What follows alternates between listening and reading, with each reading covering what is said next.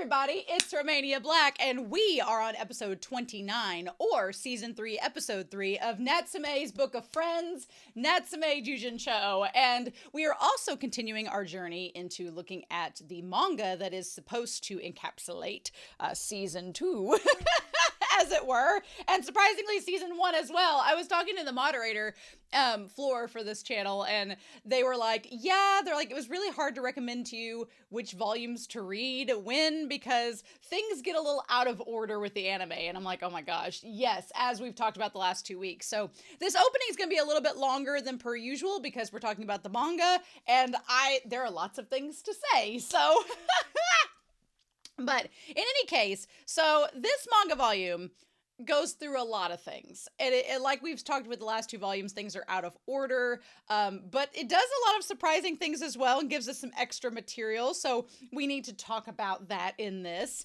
It starts out, let's talk about the cover. I've been waiting for Taki to get introduced in the manga for a while, and this cover does not. As soon as I opened up I have it digitally that I'm reading for this. As soon as I opened it up and saw Taki, it was like, yes. Also, again, Natsume has like silver hair and silver eyes, which I am kind of regretful. I get why the anime makes him blonde, which he looks more normal. I almost wish he had silver hair like this, because I think he looks really good in silver hair, and it makes him look different. And plus, you have Taki, who's like a brunette, like strawberry blonde. You have Natori, who has blonde hair. So I think it would have made Natsume stand out more against all these other blondes that has like Attack on Titan syndrome, where everybody's blonde.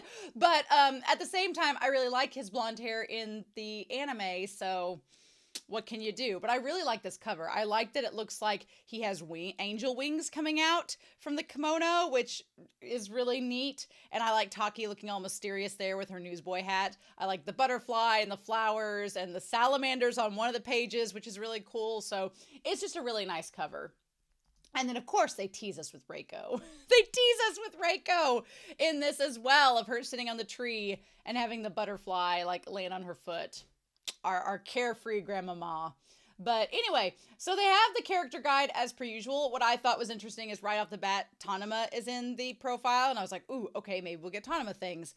And then Natsume being pointed out. I think it's interesting that I never really put 2 and 2 together, but the book describes his ability to see yokai, allowing him to also fend them off with his bare hands. And I was like, oh, I guess that all works out together. But so anyway, where it starts out at, a lot of times I get why the anime didn't put these necessarily into the show itself, because usually the chapters will start out with, especially over the last few volumes, will start out with a little snippet of Natsume's life growing up, and they're usually really sad and heartbreaking, which just makes you feel even more proud of him as an individual, because he's overcame all of this bullying and being ostracized to being a better person. And I'm like, that's really cool. But I get why the anime didn't put them in, because it would have been a lot to animate a moment that doesn't really connect with the episode at all. But the manga just includes them. So we start out with this scene where poor kid Natsume is getting splashed by these kids. And these kids are like, well, this water will purify any evil. It's from the swamp nearest shrine. So your relatives don't want to adopt you because maybe you're cursed, and we can exorcise you. So these human kids talking about exorcising him, and they're like, prickly holly leaves ward against evil, so we'll smack him with these to drive the demons out. And it's so sad, like Natsume getting like hit with like prickly stems and getting doused in water because these humans are trying to exorcise him like he's a yokai. And then he trips on something and a yokai grabs him, and you think, oh my gosh, Natsume is going to get hurt. And then all the yokai does is just lick him, which is going to come back later on in this, but he gets licked by the yokai, and it's this moment where the yokai doesn't hurt him, but the humans did.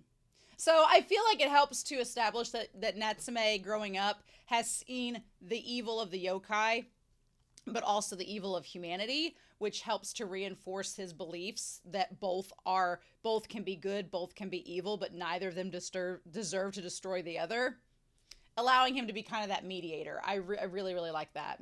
So this entire first chapter in the manga is basically episode 8, which is where they go on the field trip, the study group, and they meet the mermaid. That's where we start out at in this volume. And we're actually going to go back and forth in time through the anime in this volume as well. I really like the fact that Natsume is like, I made you a bed, Nyanko Sensei, and it's a box with like paper in it, and Madara's like, this is a bird's nest, a cat doesn't sleep in this. I'm like, well, if you'd bought him a bed, we would have been much better off, Natsume, but fine.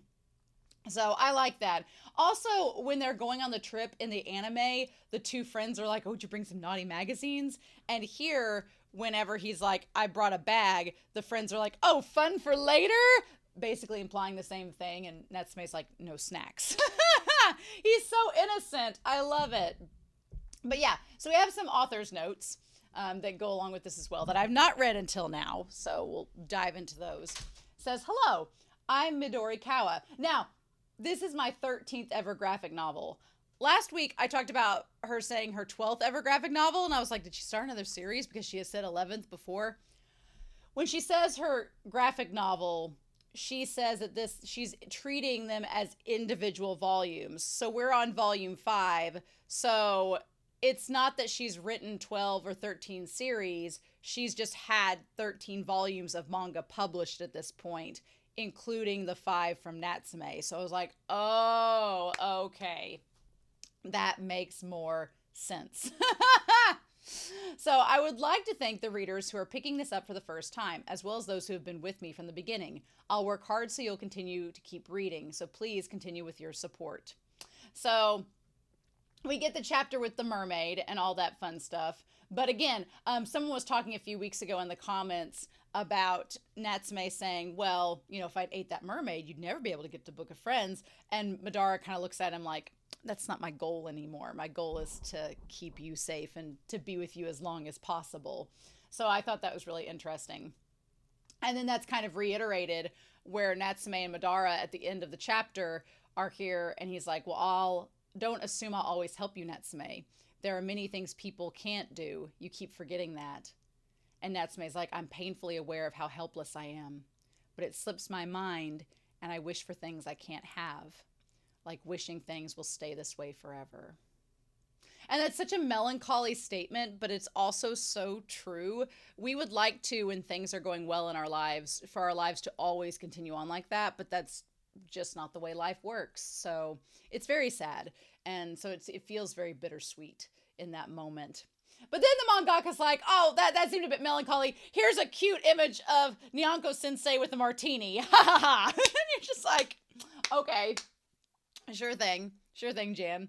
So we just kind of like get treated with that and said, I really like this one of Madara with the martini and his legs crossed. Super cute.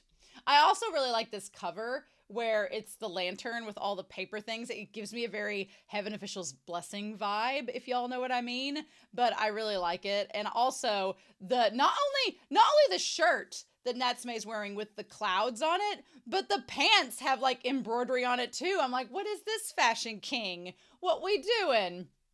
Now, in the chapter where we meet Taki, I don't remember the giant yokai coming out of nowhere that Natsume's like, oh my god. I don't remember that, but maybe that happened in there. I just didn't remember it, and I was like, that it just came out of nowhere for me.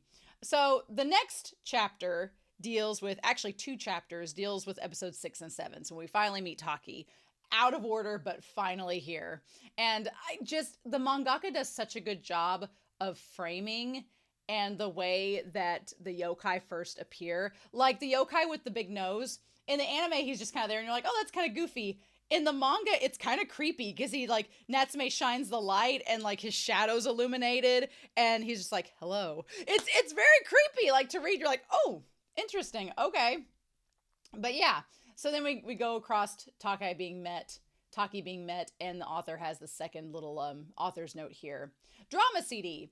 I wrote about this a little in volume 4, but they made a drama CD. They cast so many famous voice actors. I thought some of the lines would be weird when said out loud, but they expressed them so naturally and I was so impressed.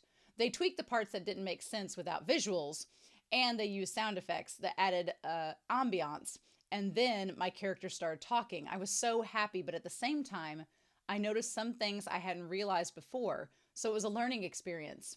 I'm so grateful for this opportunity. And I wonder if, when things are put into anime format or into an audio drama, I've always wondered this, if writers, when they know that something is probably going to be adapted, I feel like there's two types of mangaka. Mangaka that create their manga with the expectation that it will be adapted, and manga that don't care. Because I think that there's definitely manga that you can tell when reading, you're like, oh, you're expecting this to be adapted. And when it's going to be adapted, things are going to change and be added. And then there are some that you're like, not necessarily. Interestingly enough, I would say the latter for me when reading Horikoshi, who draws My Hero Academia. A lot of times in the anime, I've seen people comment and complain about the pacing, or they'll complain about how a season is set up. And they're like, well, but this isn't explained till 2 seasons later, and all of the pacing of it gets to have a lot of complaints. And my, reply to that is, well, Horikoshi is not drawing his manga with the expectation of being adapted. By the time he finishes it, yeah, he probably knows it's going to be adapted. But he drew, especially the earlier seasons, just as a story, and how it flowed is how it was naturally for him. So I kind of admire that. I think that it's admirable either way.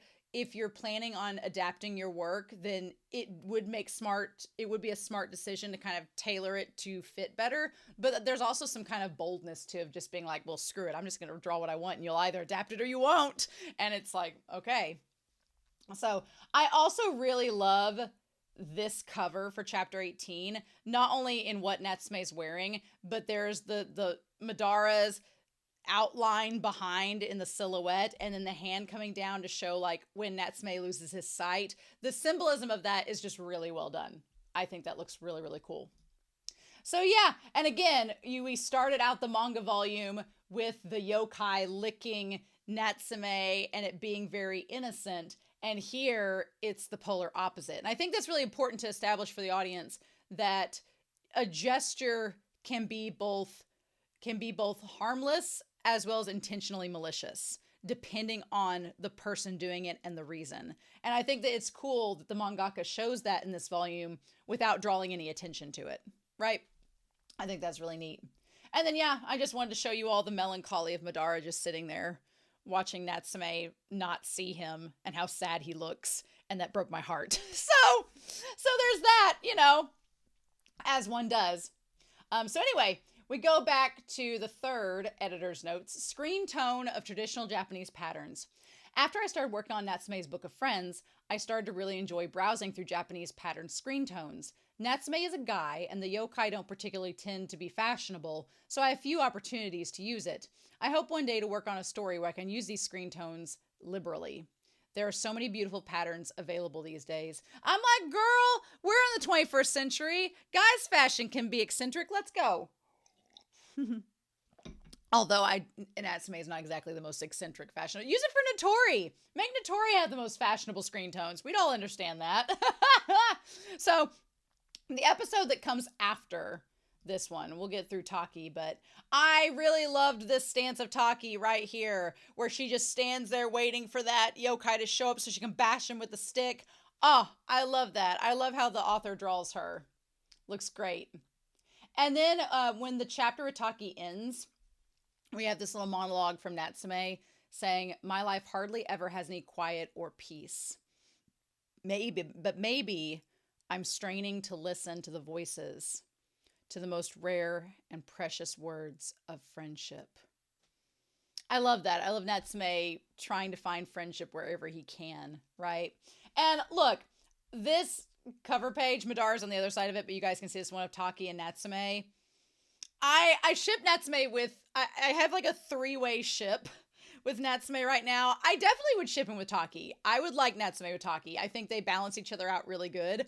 I like them. Kind of the male equivalent, the BL equivalent of that would be Tanama and Natsume, which I also ship really hardcore. I think that could be a great relationship for Natsume. And then my like guilty pleasure ship is like the older, like aged up AU where Notori and Natsume get together, but not right now. It'd have to be like when both of them are like in their 30s.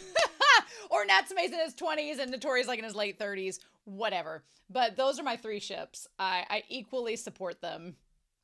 So then the next chapter that's talked about is season 2, episode 10, the one with the house and Shigure.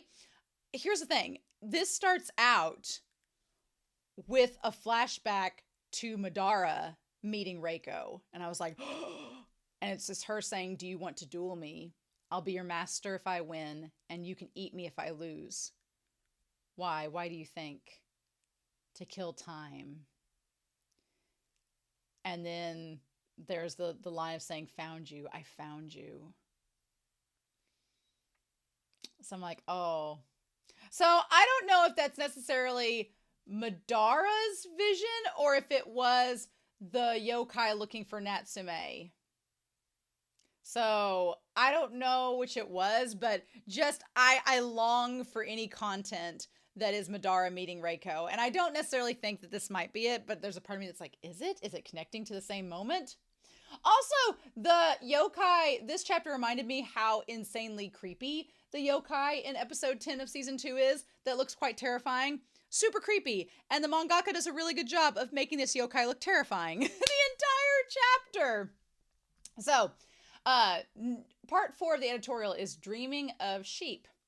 I had a dream that I'd have a good year if I got a sheep ornament. So I immediately went out and bought one. I got a sleek, cool-looking sheep and brought it back home and sat it there gazing at it. Then I noticed a button on its belly, which made the sheep bleat. Me, meh, upon pressing it. Suddenly, it occurred to me that this sheep looked more like a goat. I remembered that some goats have curved horns too, but then I was confused. Don't sheep also go meh? I decided to believe that this was a sheep, so let it be a sheep. That is true. I've seen some, like in Berserk that I'm reading, there's a character that rides up on a goat, but it kind of looks like a ram, so I get that.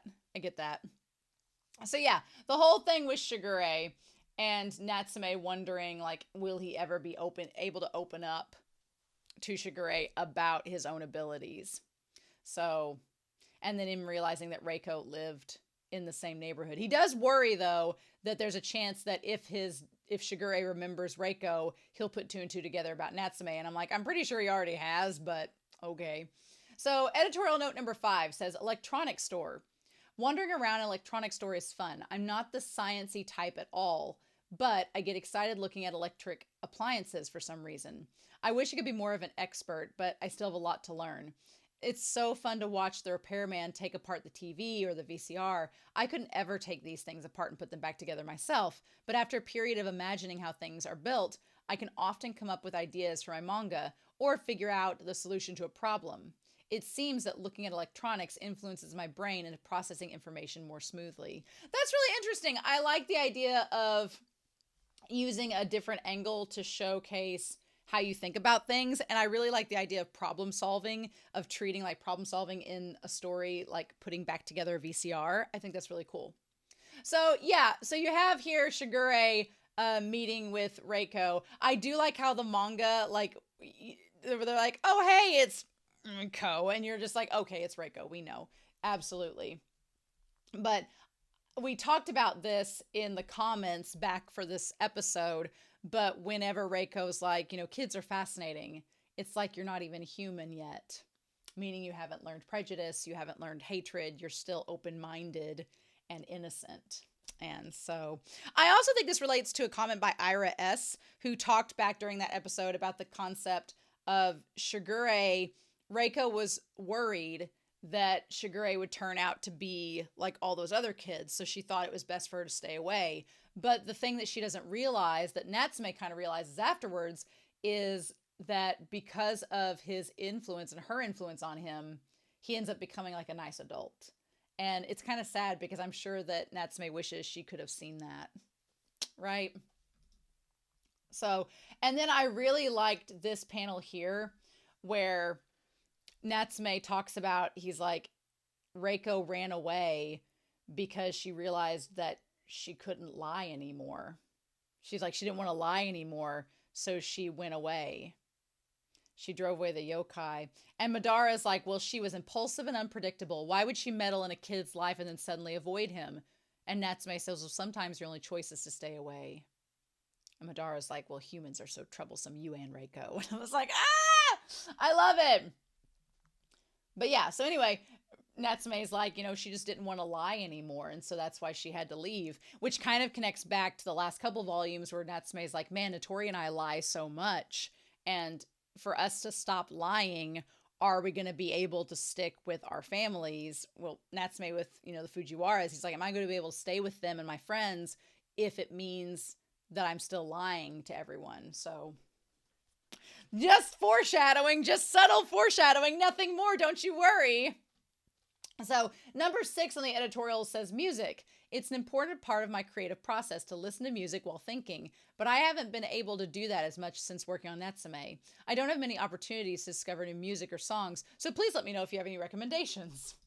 And then, yeah, I really love this one panel where the yokai is like walking through the screens and you see his body through the screen and it's the mouth. Like, I thought that was so cool. I loved the way that was illustrated. And then the use of the white light to show like the body and the shadows. The animation or the illustrations in this chapter, top notch. Just loved it. I thought it was this is probably one of my favorite chapters to read in a long time. And I really like the episode with Shigure, right? But yes, then Natsume says, am I going to keep lying to these people? Reiko kept away because she didn't want to lie anymore. Is that why she chose to be alone?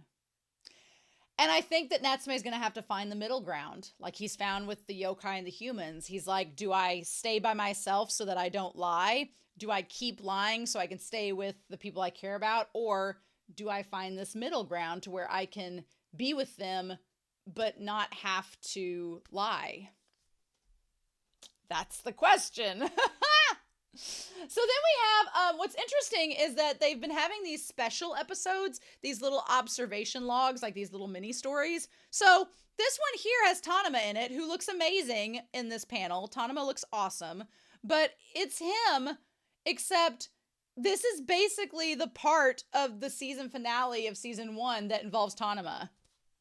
And I was like, what? They just cobbled it together along with the season finale, as well as the stuff with Nyanko Sensei and the little girl. But what I really love about this observation log, this little special chapter, is it's from Tanama's perspective. And it starts out with him saying, I've seen weird things since I was little, things that other people can't see. I have no idea what they are. And it's like, it starts out the same way as Natsume's story, except he can't see the yokai. What's also interesting is that this girl like comes up to him and they're like, oh, well, here you go. Thanks. Natsume's kind of hard to approach. And Tanama's like, oh, he's a lot friendlier than I am. And they're like, he is? So a lot of people, they think that Natsume's kind of like out of their league or really hard to talk to. And while that may be true, it's like, that's not what not only not what Tanama thinks, but what Natsume doesn't think either. And so he says, Takashi Natsume is my friend. People say he's nice, but his smile seems fake, and I can't blame him. He has a secret. He sees supernatural creatures called yokai. It must be harder for Natsume, but he rarely complains. He stops coming to talk when he's involved in something yokai related. I thought we had something in common, but he's probably in a different league from me. And then he says, no, he's probably trying to protect me. I get affected by negative spirits too easily. And so then he says the headaches are coming back. So a few episodes ago, where he was like about to get possessed or he was getting affected by that one spirit visiting his house and he kept getting headaches, the manga actually explains that that's something that happens to Tanama a lot, is that he keeps getting headaches when he's around these spirits, especially if they're malicious. And I'm like, well, now that all makes sense. I'm like, dang it, show. So, and then of course, he tells Natsume, Natsume's like, well, maybe I did want to hide things from you. I wanted to be normal with you and not put you in danger. And so Tanama's like, well, are you in danger? And he's like, no. And so I liked this little observation chapter because it showed us them becoming closer as friends. So the 7th editorial says, I'm not able to respond to all the fan letters I get, but I take great care to read each and every one. I'll keep working hard to create something worth reading. I'll always cherish the presents and pretty pictures I receive. Thank you so much. I'm such a slow writer, as usual, but I'm passionate about creating more manga. Thanks to everyone for their support. So yeah, and then we see the fireworks scene that happens at the end of season 1. Ha! Love it. So the afterword. Thanks for reading. The episodes in this volume became rather frantic. There weren't as many quiet moments, but I hope you enjoyed them. Now that Natsume has a stable life, I figure he'd start to want more out of it, which is a very human tendency. Since he used to be more passive, time will tell if this will work out for the best. Oh, the damn foreshadowing! How ominous! He's like, there will be spoilers, so please only read this after you've read the rest of the book. And then the parts about the chapters. Chapter 16 was Ageless Feelings. This is the first episode that was published in monthly Lala as opposed to Lala DX. They gave me space in 3 issues to work with, so I considered coming up with a new character. But I figured the first episode should stand alone, and had to quickly come up with another idea. I remember that when I draw the Kappa a few years ago, my editor commented that it was the first mainstream yokai in the series. That was a few years ago? Oh my god. Okay, so I decided on a mermaid this time. I wanted to try a melancholic Japanese mermaid with black straight hair, looking like a wet snake, but everything else looked rather plain, so I made her look cute with flowing hair. I had so much trouble with the story that I had to rewrite the whole thing multiple times, but my editor encouraged me to work through it. Wow! See, I thought the story came out really good, but it's interesting to know her writing process and how she had to rewrite. Chapter 17 and 18 were called Do Not Call. I had a lot of fun working on this one. Strange how having a girl in the story makes things go so smoothly for me. I was working on this story at the same time as Chapter 19, which I was submitting for Lala DX. So I had the most work I've ever had at one time. That's a lot. I wished I had more pages to work things out, but overall, it was a positive experience. The story evolved from the ideas I had of big graffiti, and the concept of being able to see yokai conditionally. Natsume was never able to meet his grandmother, but Taki was good friends with her grandfather. What? They had different relationships, but sometimes that allows for better perspectives. I also had fun drawing a frightened Nyanko-sensei. Yeah, because Nyanko gets worried about him in that chapter. I didn't realize that in this, that her grandfather had a relationship with Reiko. Interesting. Also, the image of her, she's like hiding the graffiti on her stomach there. Chapter 19 was called Temporary House. I first considered Reiko to be only the setup and the punchline to the story, but more people were interested in her than I expected, so I did a proper story involving her. Oh, okay. So she originally wasn't supposed to be as part of this story as she is, but people like her, so she's like, okay, I'll include her some more, I guess. I knew what Mr. Fujiwara would be like, but I thought it would add flavor when he was only alluded to, like Columbo's wife. Oh, yeah, because she's, like, never there. And I didn't really have space to fit him in before, so this was a good opportunity. Is Natsume unable to be like Reiko, or was Reiko unable to be like Natsume? It makes me think. Ooh, I like that. Like, does he not want to be alone and wants human contact so badly? Or was Reiko unable to open up to humans and let them in? Oh, that's such a good question. I love that. Then there's the special episode, The Same View.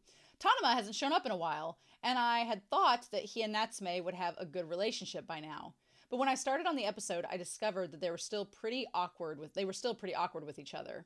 I'm used to Natsume smiling and talking about neutral topics, but it was fun drawing Natsume getting flustered and making the wrong decision in a conversation. It's hard to work Tanema into the plot since Natsume never goes to him when he's involved in yokai business. I cut his bangs to expand his worldview. Ha! But people said he looked better with longer hair. I rarely get requests from readers on how the characters look, so I grew them out again. That's really funny that she was like, I was going to change his hair, but y'all really like it, so fine.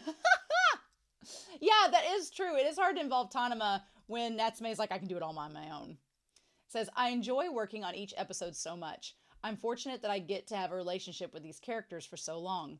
I'll take great care in developing them. Finally, I'd like to report some great news. Natsume's Book of Friends is going to be an anime. Oh, wow. I hope to have more details for the next volume. It's possible some readers may worry about how it'll look, but I consider myself lucky that another incarnation of my work will be created with the help of all these people. I hope you'll wait and see. Thank you to all my readers and editors. I love that. So, okay, well, that makes more sense now that we're getting into stuff from both season 1 and season 2 before the anime even came out. That makes so much sense. So, I'm curious then if moving forward after the manga that covers volume 3, if the manga will start aligning more with the anime naturally or if it's still going to be jumbled up. That's a really good question. So, Well, thank you for waiting 30 minutes for me to talk about the anime or talk about the manga in its relation to the anime. But going through these volumes of the manga, it's so much fun and I want to talk to you all about it. So next week we'll finish out the manga tied to season 2 with volume 6, and then you all won't have to worry about that until we start season 4. So give me just a second and I'll be coming back to talk about and to react to episode 29. So,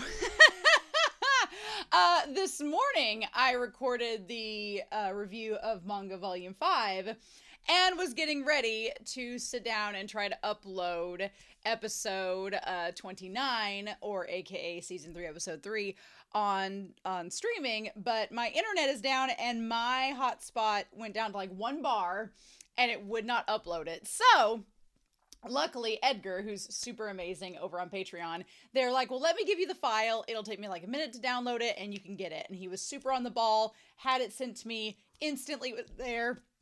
I went to go download it and my computer said, great, it'll be downloaded in 8 hours.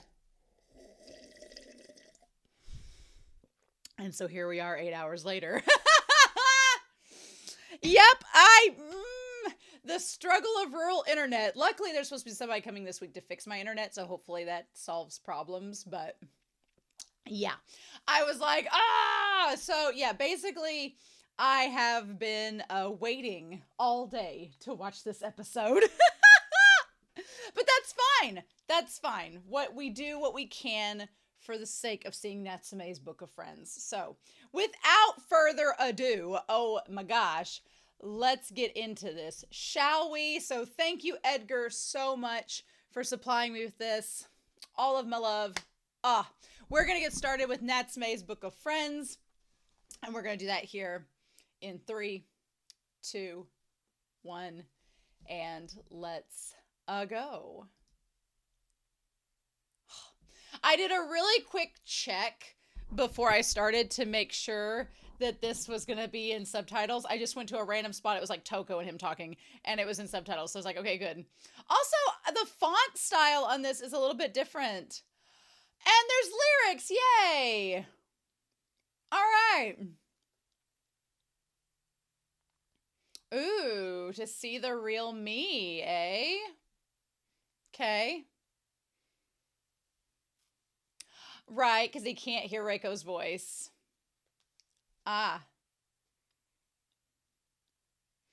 To chase after you. Nice.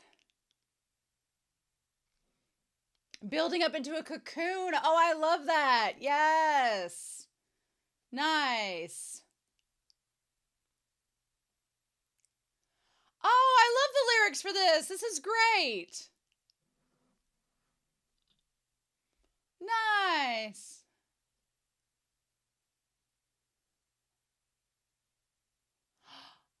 Aww, and they would reach you someday, which could mean like his friends or the Fujiwaras. Aww. Little by little, you'll feel my thoughts for you. Oh, that's so perfect. These lyrics of the OP were perfect. Nice. Keikaku, according to plan? Yep, this was the scene. Oh, it's Shigeru's birthday. You're asking him to do this when he could run into yokai. Oh, I love whenever they do the anime and they kick the shoes on.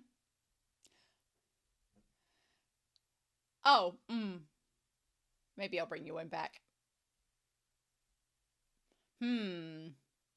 False friend. Interesting.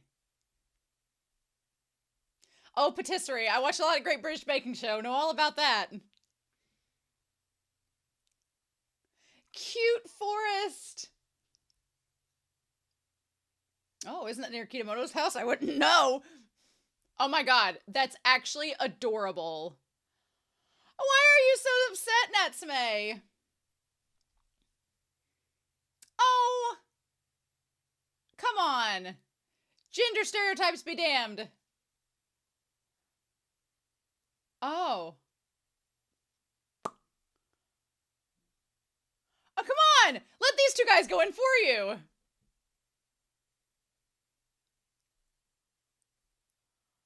Or... Oh. Who is this?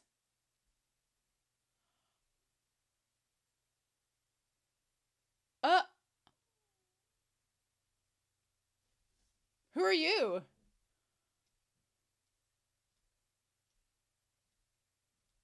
Shibata. Oh, no! Well, no, I don't.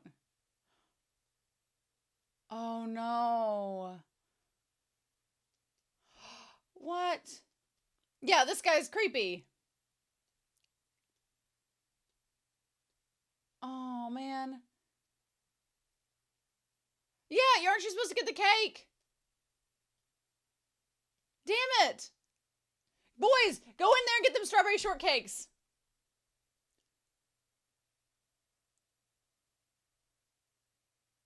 Oh, are you going to use him to go find a yokai now?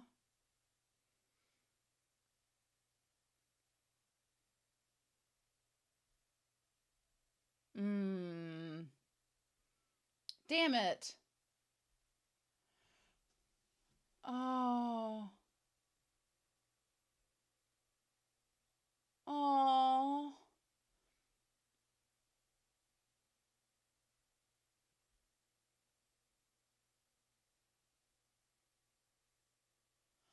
Oh, Natsume, don't lie about it. What do you want? Oh, you shouldn't have to lie about it. What?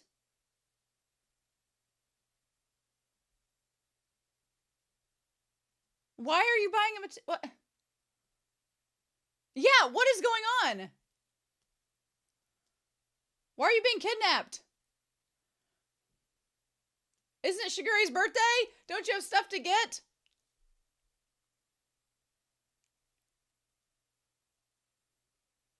I know he doesn't want to cause trouble for anybody, but...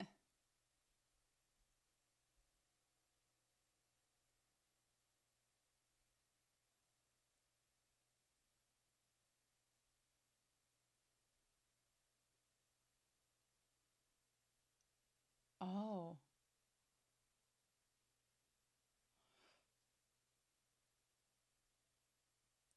Oh.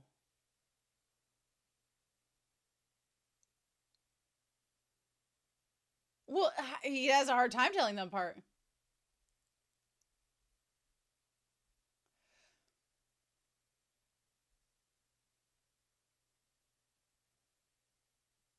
Why are you hiding in the bushes with this friend?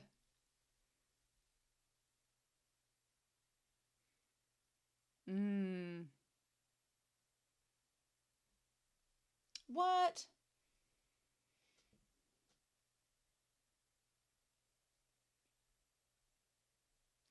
Why? He just brought you there to make sure she wasn't a ghost?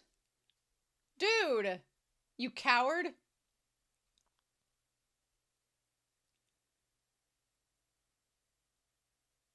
Or did she die or something?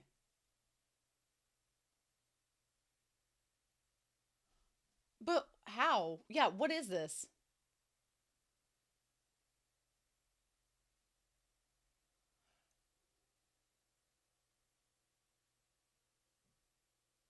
Well, why did you suspect she was a yokai?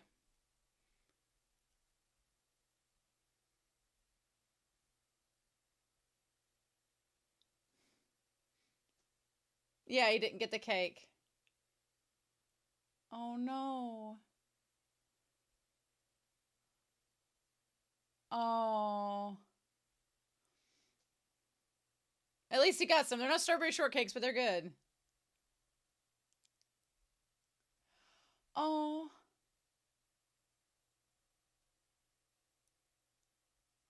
Ah. But Shibata helped you find him. Okay. Well, at least he did that. That's the least he could do. Aww. Aww. Shigure deserves a good birthday. Absolutely. I would be him. With his fish, with his little squid.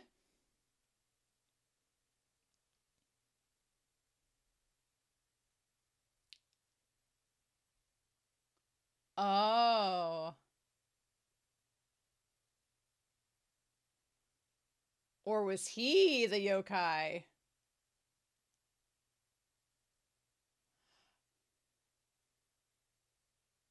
Oh.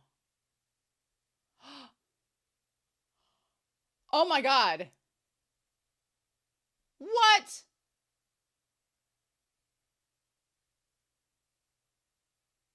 No way.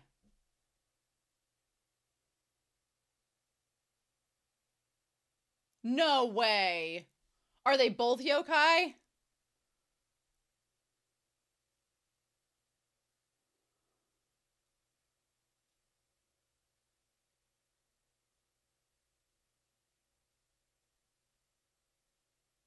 Oh my god, if he stumbles across a corpse.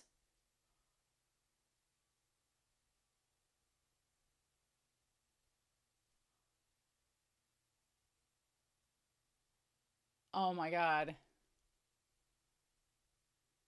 Shit, no, damn it, no!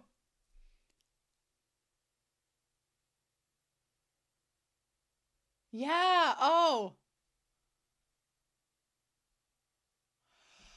Oh, crap. Ah, there we go. Ah! A white pig!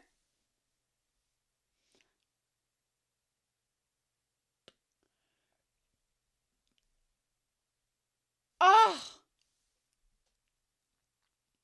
Ha! Oh no. That means he's got to tell Shibata.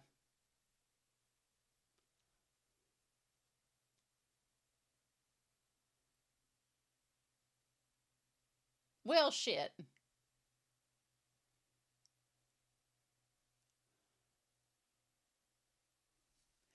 Right, and then crap.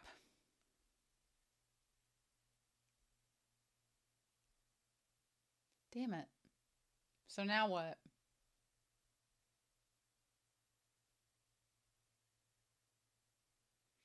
Mm. Oh, it's not gonna go well, is it? Shibata's gonna be mad.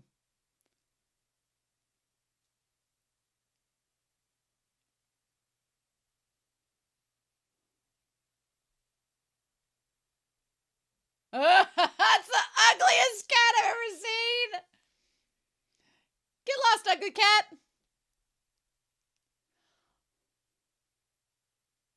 Oh.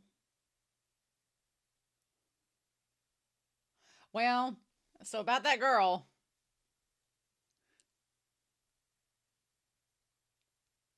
No, you're right on that. Here, bud, you're gonna need this.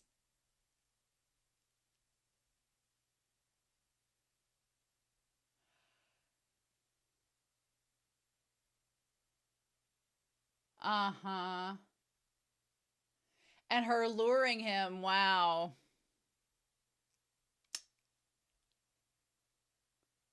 Well. Oh no, yeah.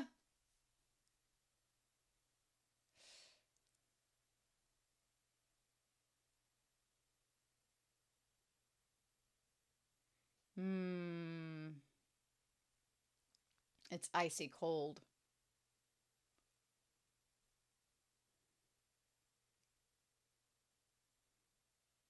Oh. Well, just tell him, Natsume.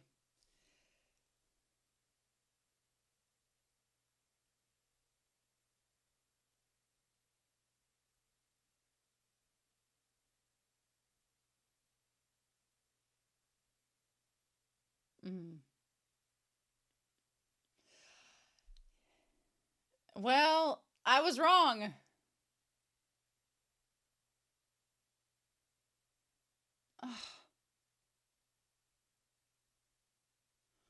Oh no. Oh. Oh, look at Madara just sitting there. Poor Natsume. Like this whole being a liar business.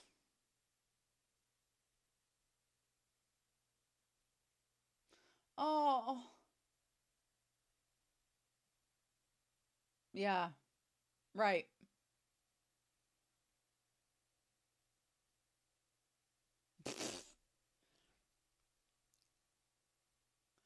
Oh my god.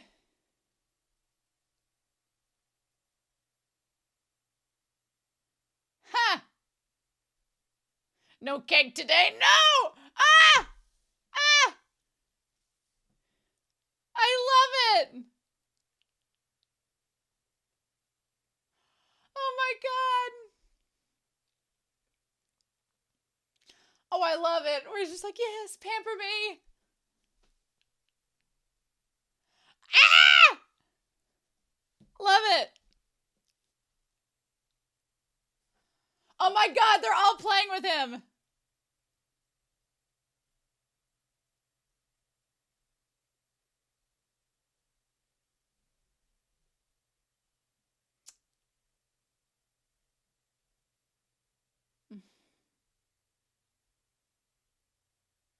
Oh. Hmm. What a pain. Well, but he's not a bad person, I think. Be like, well, you're kind of a jerk too, Madara, but you're not a bad person. Ha! Another squid, another piece of cake. Ah, oh, damn it.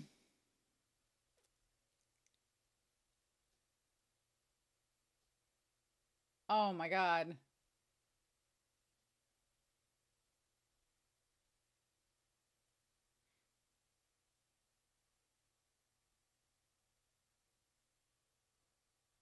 Ooh. Oh. Oh. Damn.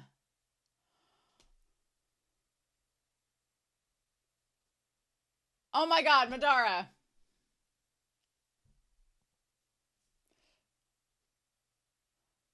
Ew, would you?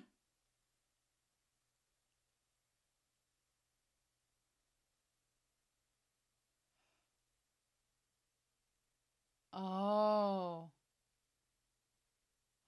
Oh.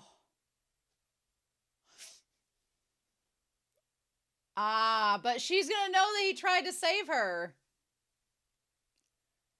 Oh my god, Cousin It!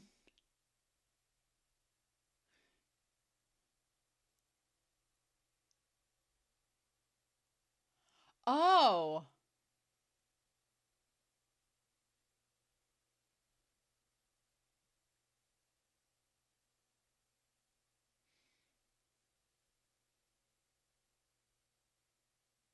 Oh. Wow, it's like the one he saw when he was a kid.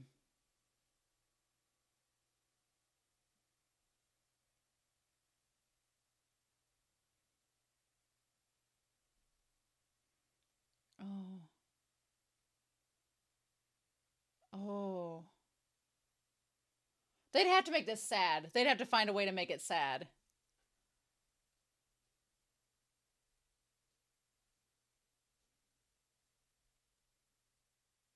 That's when she saw Shibata. Wow.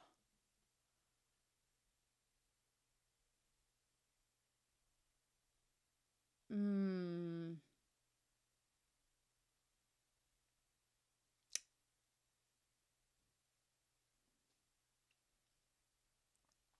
I like that there's another ulterior motive. She's not just trying to eat humans because she's evil.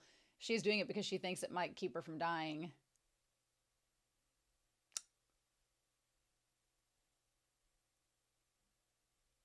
Oh. I wondered why she hadn't ate him if it was such a pressing issue.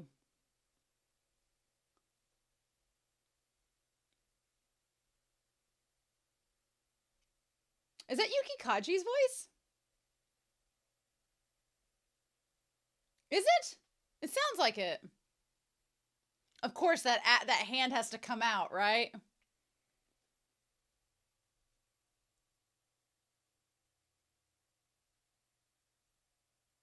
It sounds like him, actually.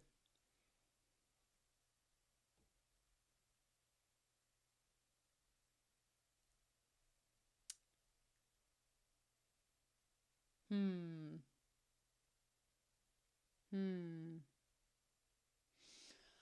Oh, why are you making a heart like that? Why are you doing that?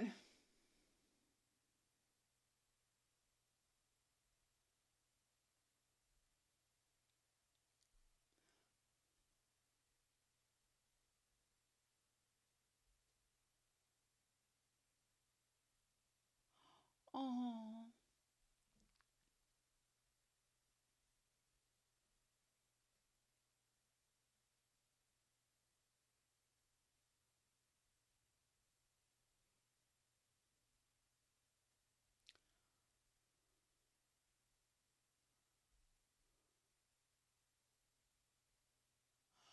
Oh my god.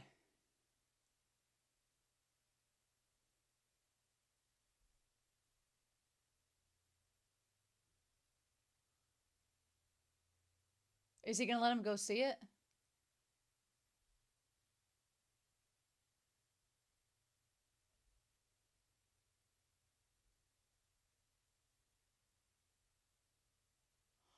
Oh.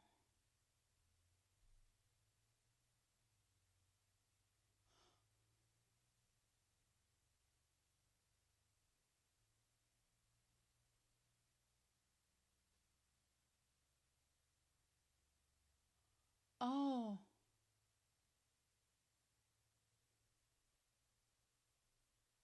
Oh.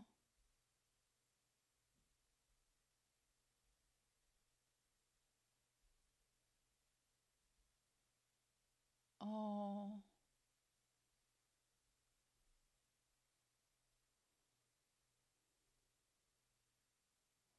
Oh. Oh my gosh, are you all making this so melodramatic? Oh. Oh.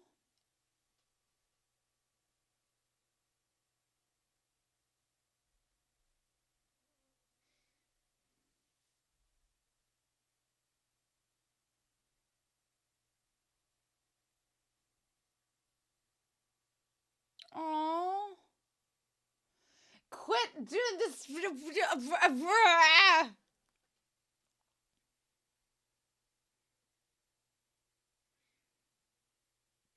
Oh, that's so damn sad. No. Oh my god, no.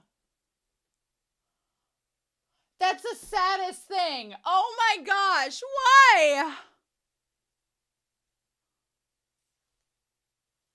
Oh. Paint with all the colors of the wind.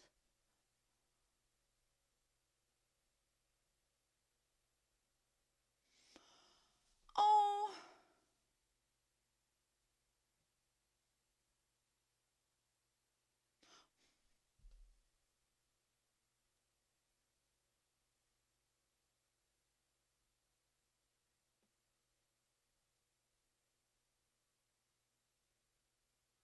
Hmm.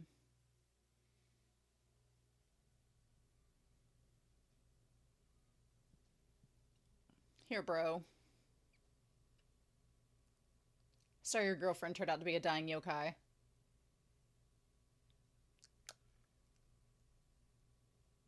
Ha!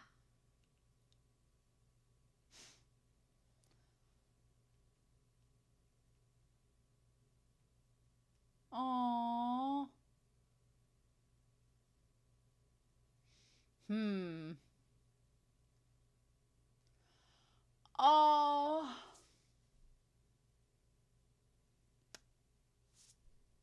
I'm glad we get the lyrics for this. The warmth once lost is returning bit by bit.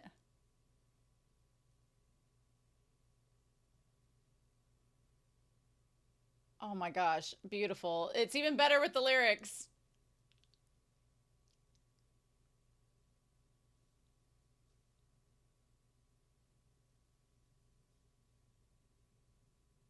Hmm.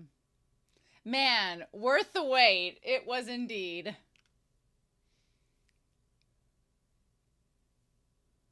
Look at Shibata. To the rapid flow of time. Mmm. Yeah, wow. Powerlessly leaving myself to that. Wow.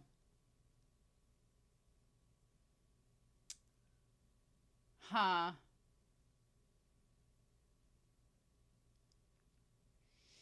Oh, that's so sad. Mm. The pieces of you. Ah. Oh,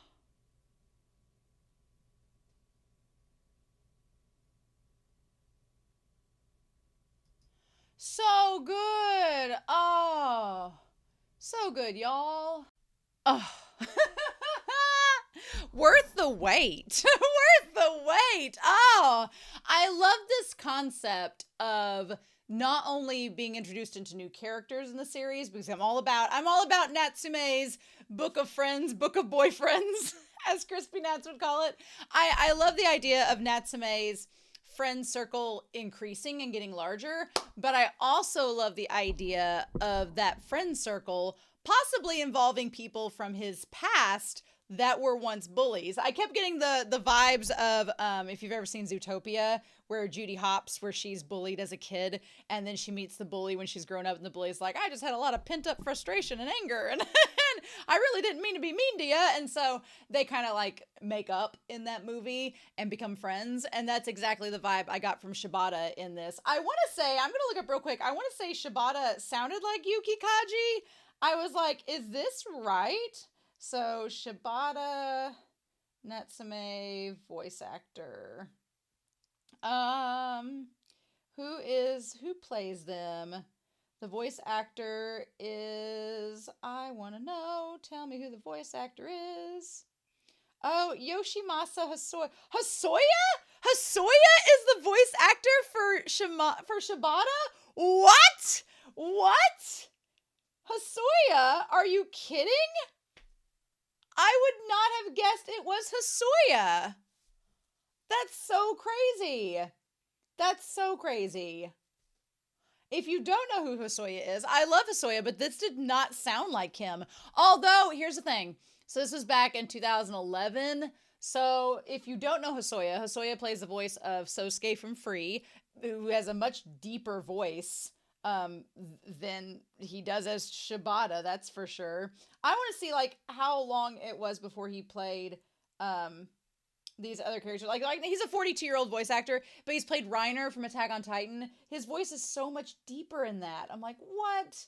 So, okay. What? Insane. Insane in the membrane. I cannot believe that's a Soya. I am bamboozled. But maybe this was an earlier role that he had, although Free probably came out around the same time, but still, his voice sounded a lot more, which he sounded, trying to sound like a high school student, which Sosuke is a high school student too. But yeah, his voice is not as deep as it is in that show, so I was very surprised. I thought it was Yuki Kaji, so joke's on me. I love Hosoya. I feel like I've let myself down not recognizing his voice actor. What?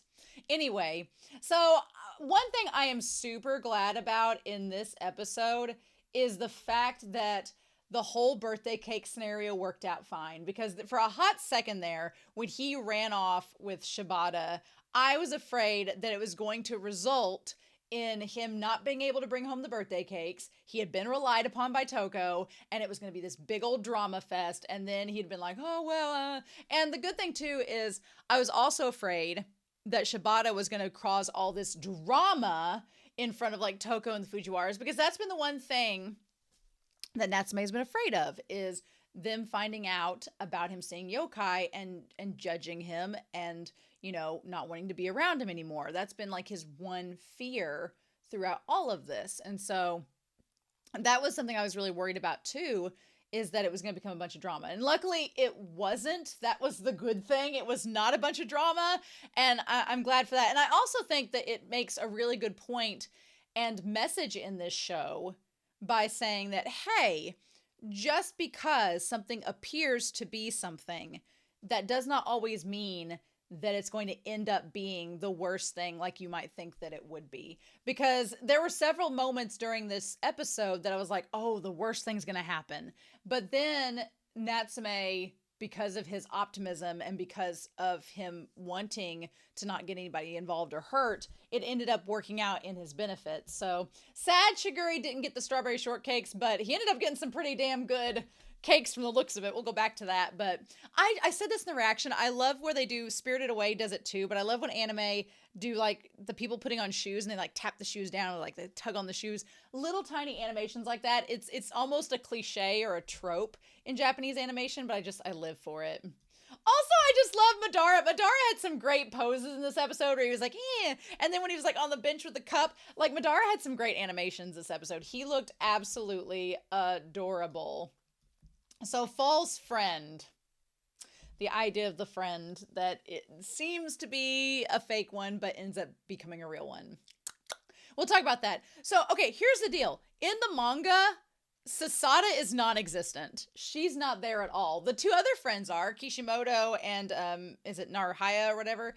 They're still there, but Sasada, she's moved away. She's gone. But the anime does not want this series to be a sausage fest. So it is bound and determined to keep her presence there, even though she is not in the manga at all anymore. So her handing Natsume the directions, I'm going to be curious when we get to the manga for this season, how that's portrayed.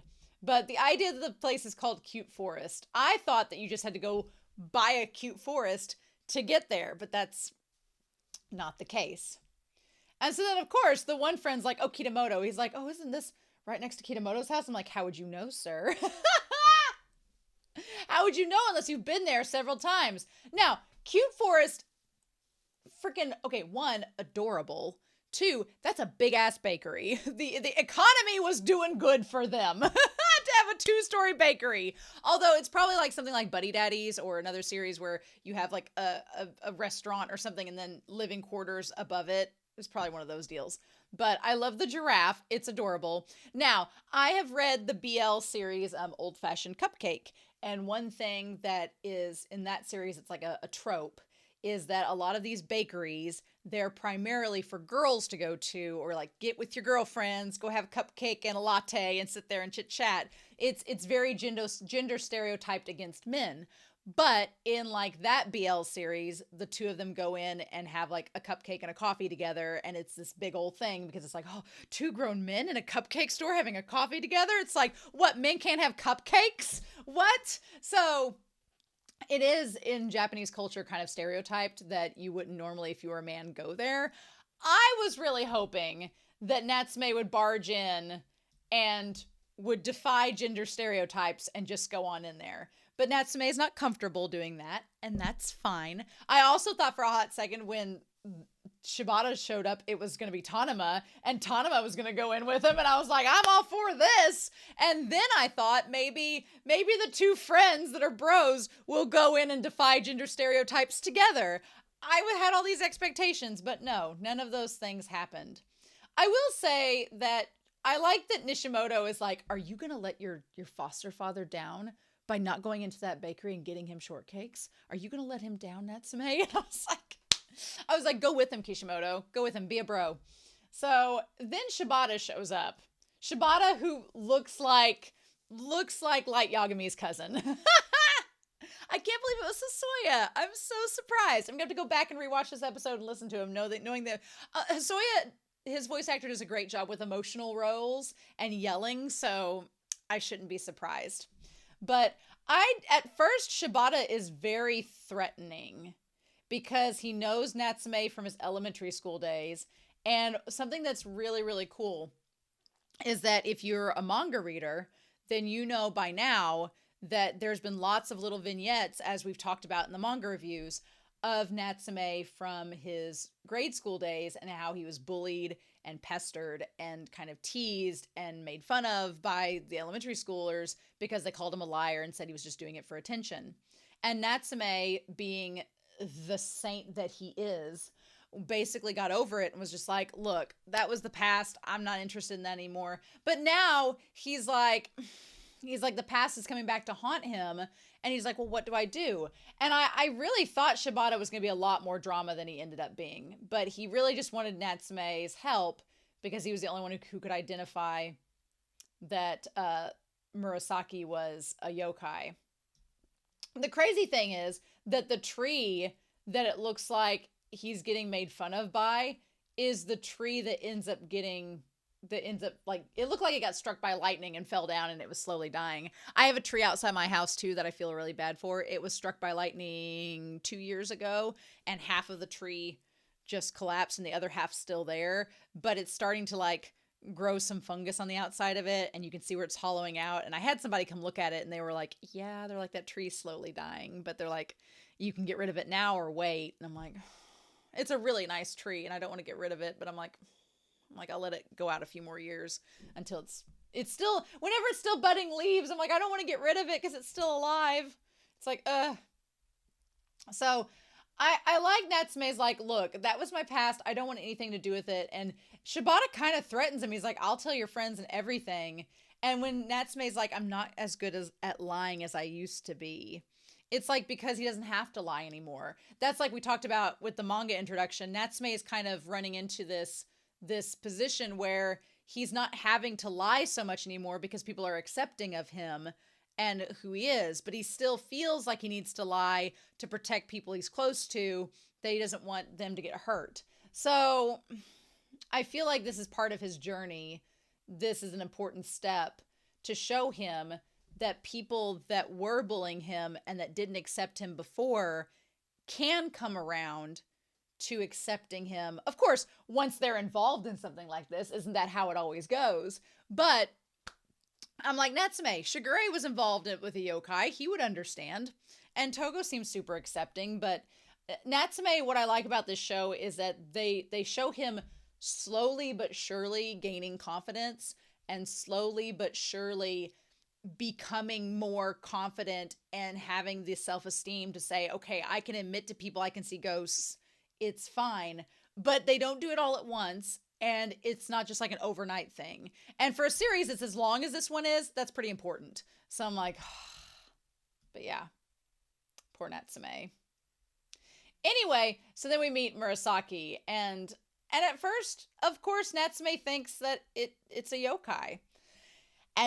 Or he thinks she's a human and just thinks that Shibata has a crush on this girl. I mean, the dead eyes that she had would have been a dead giveaway, but, you would think Madara wasn't with him, so how could he know for sure?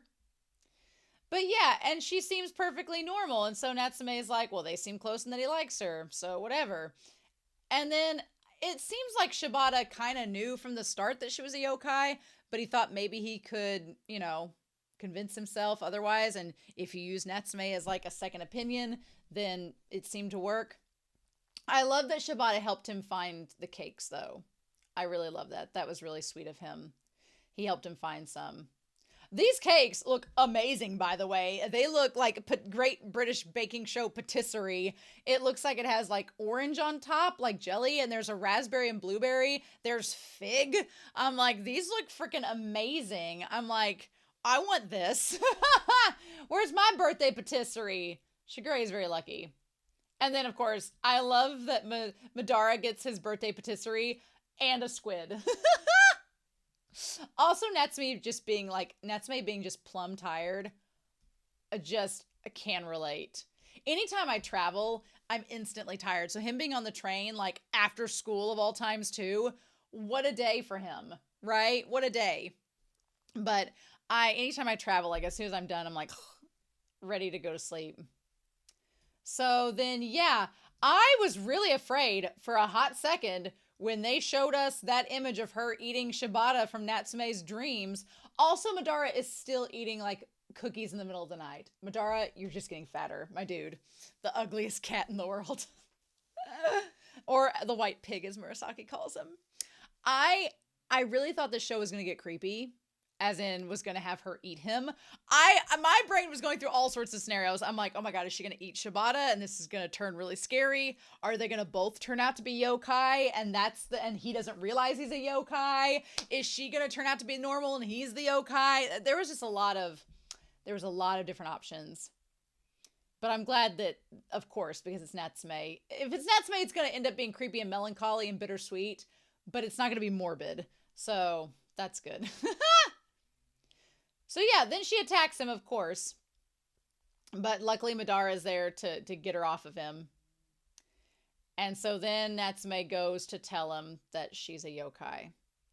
The thing that is so sad about all of this is whenever Shibata, who seems to know she's a yokai, he's just in denial.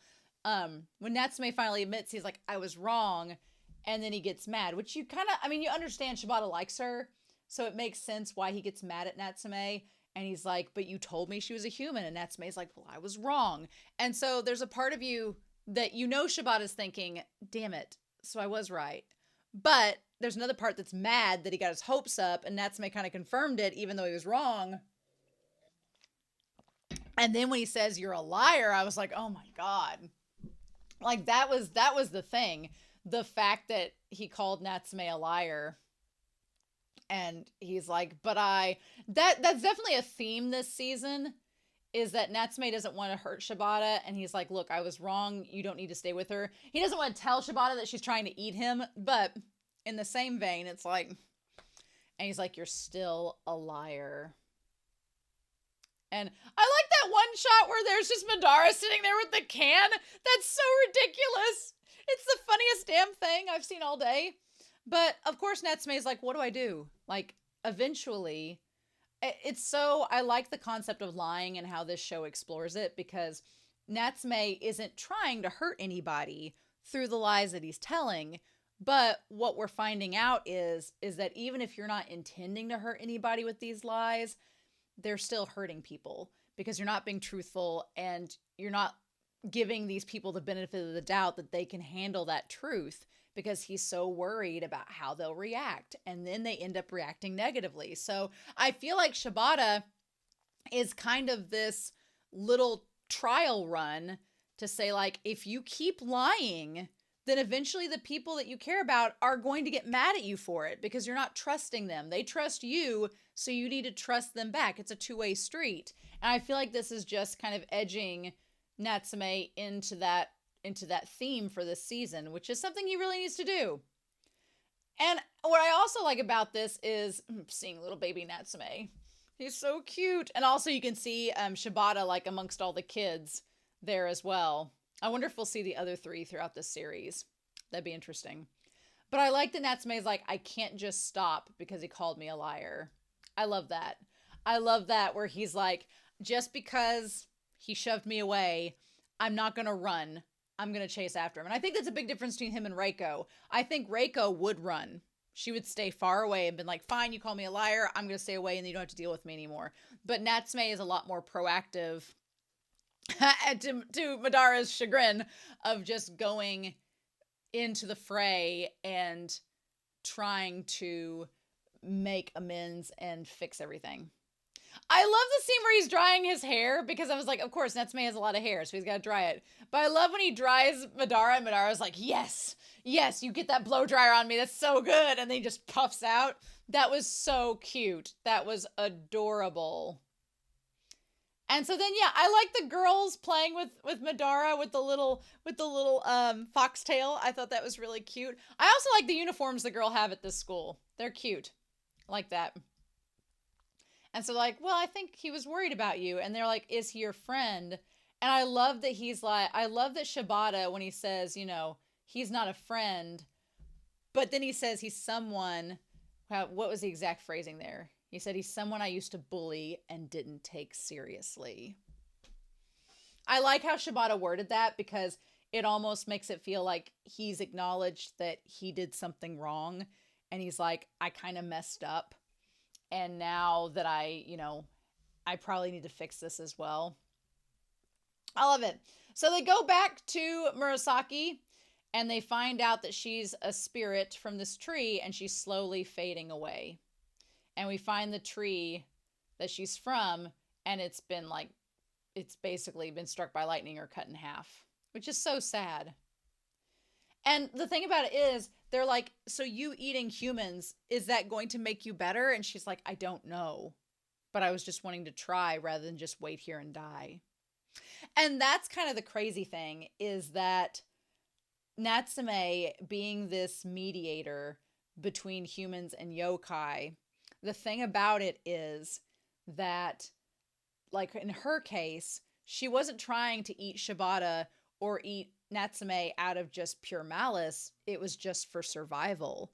And you can kind of relate it to Notori and the Conjurers in a sense, that a lot of the things they're doing is just for survival and what they feel is the way for them to stay alive and to keep the people that they value safe. So Natsume is seeing firsthand how with both humans and yokai, people do things that have bad consequences, not necessarily because they're evil, but because they think this is the way that it has to be in order for them to carry on in their life. And it's like, right? And then when she revealed later that she had just been like following him around and Shibata and enjoying his company, it was like, oh, well, now that makes sense. Because I'm like, why didn't she already kill him? But no, she kind of enjoyed his company and kind of fell in love with him, and she didn't want to kill him. And it's like, oh, okay. So that all made sense. And the only thing that I was like, what I wanted was, as soon as Shibata saw her hand sticking out of the bushes, which the hand sticking out of the bushes, at this point in the series, it's almost like a trope, is that these yokai arms just hang out of trees, hang out of bushes, ready to see you. But the only thing that was kind of weird, and I'm going to be curious how the manga handles it, is when Natsume shows up with the letter, I'm like, why didn't he just go grab him and take him to the yokai? Why didn't he just take him immediately to her? Unless there was some reason, or unless he was like, he didn't think Shibata wanted to see her die. Maybe that was it. And Natsume doesn't know about the promise that they made to walk together one more time. So maybe that's why Natsume didn't know about that promise. Also, their hands joined together look like a little heart. And she's like, Shibata already knows. So yeah, she's like, let her go. She'll eat you if she touches you. And she's like, no. So then he goes to give him the letter, and he hurries to give him the letter. And I feel like maybe the letter had something. Maybe he ran all the way to give him the letter with the hope that Shibata would want to go see her after reading it. Maybe. Otherwise, I don't know the urgency. Also, I feel like he didn't understand what the letter meant. And she's like, Murasaki Bara says, I wrote him a letter. But then when he looks at it, it just, if I were to meet him face to face, I might have regrets. So I wrote my goodbye and penned out my feelings. And then Shibata says, well, is this because I forced you into this? Is it because I called you a liar? Because I didn't believe in what you said? And Natsume is like, what? He's like, why did you give me this nonsense? And it's like, oh my God. Because they're yokai. She's not literate. I was like, oh shit. So, breaking this down, Natsume, thinking that Murasaki didn't want Shibata to see her dying, was like, here's my letter of my last will and testaments. Give this to Shibata. It'll tell all my feelings, and then I can die in peace. So he went to go do that and catch up with Shibata and give it to him before he walked away. Makes sense. But then upon seeing that she's a tree spirit, she can't write in Japanese. Of course she can't. He's like, what is this? He's like, are you just playing games with me? And Natsume's like, no, that's her writing. Like, what do you want from me? And he's like, those characters are like trees and flowers, shapes. And then him touching And of course, Natsume's like, don't crumple up the letter. That's her last gift to you. Don't ruin that. And then he feels through the ink, which is kind of cool because it's like the Book of Friends. The ink and everything is connected to the yokai. If you crumble that, you're going to hurt the yokai. So I love that. I love that it's like a way of connecting with them, just like the Book of Friends is. And then he feels her presence and he's like, oh my gosh, where is she? And Natsume's like, I'll take you to her. And then he sees her and she's like, well, let's go hang out one more time. And that moment where they're running off in the distance, holding each other's hands, and she like slowly disappears and like slowly becomes Pocahontas's Color of the Wind. That was so sad. And then he just collapses and he doesn't want Natsume to see him crying. That's so sad. How melancholy. Go figure. Go figure, Natsume's Book of Friends. But yeah. And then the best part about all of this is at the very end, Natsume goes to get him a coffee and they hang out as the sun sets. And he's like, well, don't tell anybody. And at first you think he's going to say, don't tell anybody that I saw a spirit. And it's going to go back to the way it was. But then he says, don't tell anybody I cried. And Natsume's like, really? That's what you're worried about? Okay. That's so sweet. So sweet. But yeah. He's like, sure, I won't. It's so cute that he's like, ever since I was little, I always wanted friends. And he's like, humans are yokai all the same. I love that. The sense of warmth that will light up my heart. I feel like Natsume, him saying, ever since I was little, I just wanted friends. I didn't care if they were yokai. I didn't care if they were human. I just wanted that warmth that friendship gives. And it's like, oh, my heart, my heart, my heart, my heart. I love it so much. Perfect. Perfection. Yes, please. I love it so much. So much. Yep. So anyway, this episode was so good. It ended a lot better than I thought it was going to end. I thought this episode was going to be heartbreaking. I thought it was going to be a lot. I thought it was going to be so much drama. But Natsume's Book of Friends, they'll give you that drama. They'll give you that bittersweet melancholy, but they'll also give you like a lot of humor and a lot of heart. And that's what I love about it each week. So anyway, I'm excited to hear your thoughts down below. Next week will be our last manga review, so don't you worry. If you've been like, God, these manga reviews have been so long, just get to the reaction. Next week will be the last one for season 2 as we wrap up looking at volume 6. And then I will stave off my manga reviews until the end of volume 3 or the end of season 3. So we'll just hold off to the end of there. But I'm super excited to see what all we get, and I hope you all are too. So I hope you all have a wonderful week. Please stay safe, take care, and yeah, I'll be back next week with more of Natsume's Book of Friends, Natsume YUJINCHO.